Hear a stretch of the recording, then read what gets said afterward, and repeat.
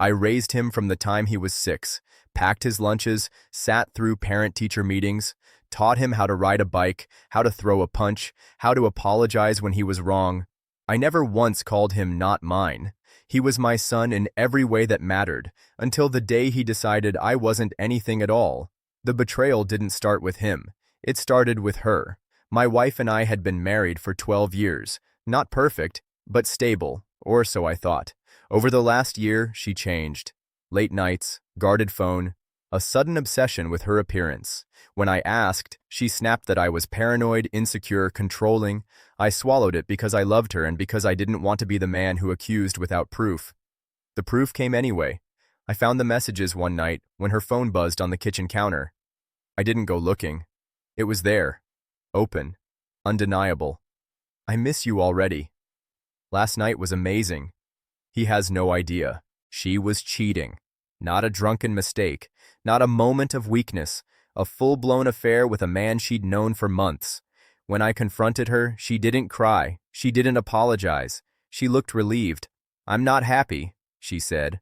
"I haven't been for a long time." That hurt, but what came next hurt more. "And before you say anything," she added, "my son already knows. He understands. He supports me." That's when I realized how alone I really was. The divorce was quick and brutal. She moved in with him almost immediately. I moved into a small apartment with half my things and all my silence.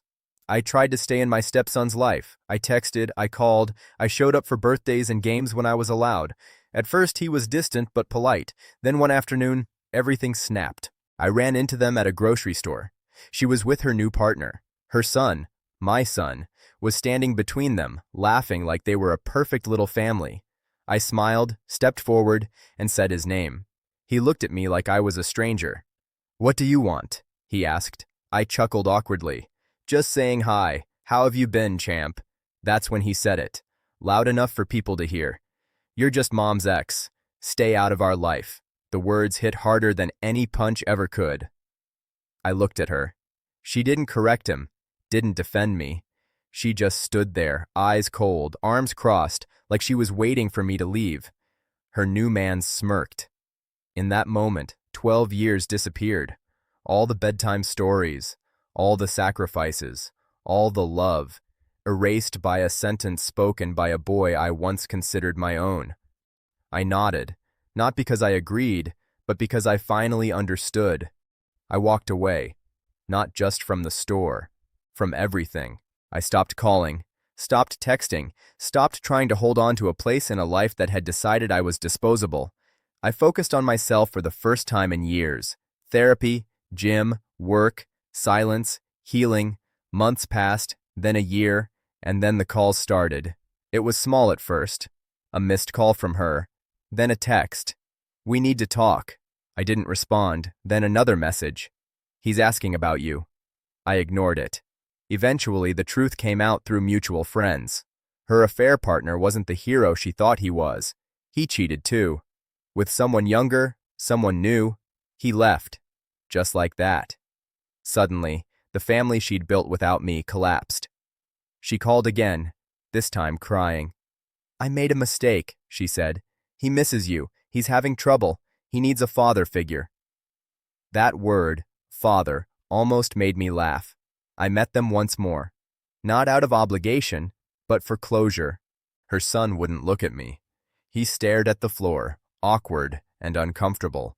She waited, hopeful, like she expected me to slide back into place.